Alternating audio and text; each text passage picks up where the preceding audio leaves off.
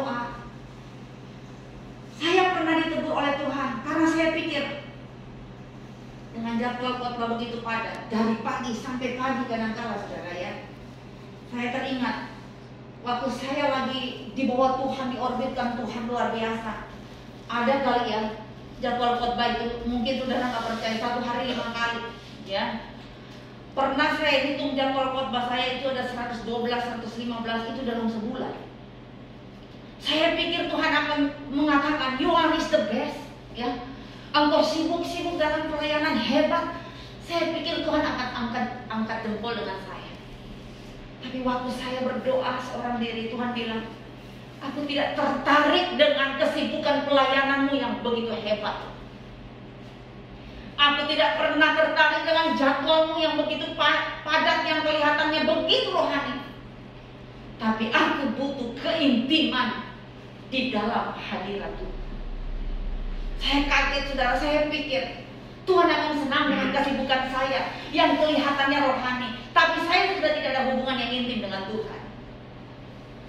Bisa-bisa saya tertolak, saudara, karena jadwal pelayanan yang padat. Sampai pada akhirnya, saudara, saya berlutut di kaki Tuhan, saya minta ampun di hadapan Tuhan.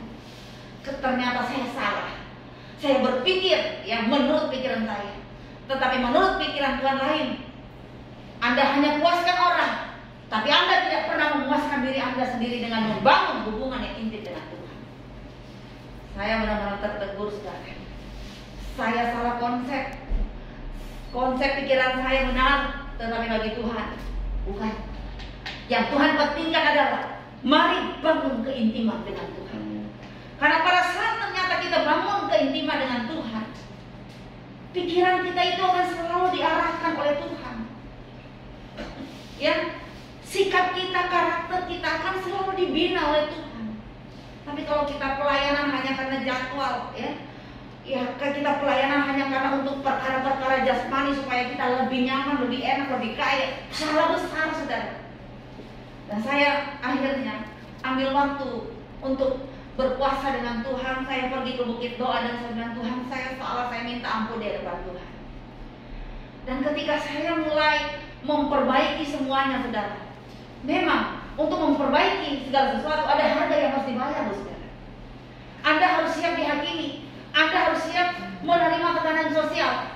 Karena waktu jadwal saya nggak terima semua sekian banyak, saudara.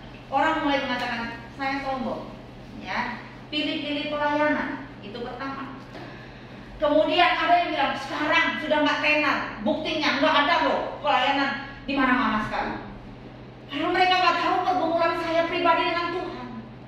Ya, saya harus ambil tindakan ini hanya untuk menyenangkan hati Tuhan. Walaupun pada saat kita melangkah menyenangkan hati Tuhan, ingat ada harga yang harus dibayar. Tapi saya yakin ketika Anda siap bayar harga di hadapan Tuhan, siap-siap Anda akan diorbitkan Tuhan lebih lagi dan lebih lagi. Amin. Makanya kalau Anda ditegur hari ini, jangan pernah merasa hebat dengan hidup. Anda hebat karena Tuhan. Anda saat ini sehat, panjang umur, tidak tertular, itu kasih karunia Tuhan. Apalagi kalau sudah umur-umur kayak bapak kita yang di depan, ya, haleluya. Tempat ada peraturan, Pak, ya, 50 tahun loh, bukan 60 loh, 50 tahun tidak boleh injak gereja, ya, bermasalah. Kira-kira Bapak udah umur berapa, Pak? 70, Pak. Kasihan banget, sampai ada orang-orang bilang, ini masih 50 tahun masih kuat-kuatnya loh. Kok aku sudah dilarang pergi-pergi, nggak boleh ke mall, nggak boleh ke gereja? Apa ini hidup? Saudara, coba perhatikan kalau Anda sudah dilarang semuanya, untuk nggak ada larangan makan, ya, haleluya. Nah, betapa tragisnya kehidupan saya dan saudara. Ya, ada juga yang aneh bin ajaib, ya, saudara. Udah penyakit diabetes, lihat makanan yang enak yang bertolak belakang dengan penyakitnya, waduh. Dengan rohaninya, dengan sok rohaninya dia mengatakan Tuhan yang memberi.